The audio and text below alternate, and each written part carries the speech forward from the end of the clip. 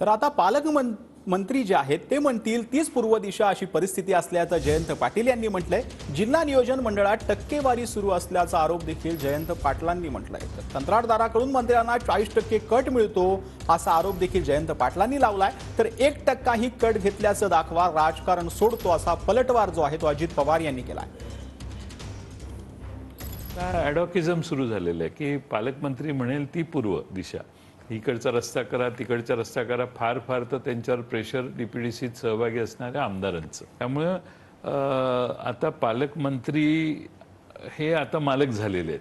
म्हणजे या ठिकाणी पालकमंत्रीच्या ऐवजी मालकमंत्री असं म्हणायला हरकत नाही। काही लोकांच्याकडे त्या जिल्हा नियोजन मंडळातूनच टक्केवारी सुरू झालेली आहे, हे फार गंभीर आहे। मी मुलुंडच्या भागातल्या एका कॉन्ट्रॅक्टर एका ठिकाणी कार्यक्रमात त्याच्या पत्नी आमच्या पक्षाच्या कार्यकर्त्या आहेत म्हणून सहज विचारलं, तर त्यांनी सांगितलं साहेब विचारू नका, बिलिंगच्या आधी आम्हाला 20% खर्च करावे लागतात, बिलाच्या नंतर 20% खर्च करावे लागतात, 40%चा कट असतो म्हटले। मी डोक्यालाच हात लावला। पुण्याचा पालकमंत्री अजित पवार आहे। एक माणूस 0.0001% मागितला असं दाखवा, राजकारण सुरू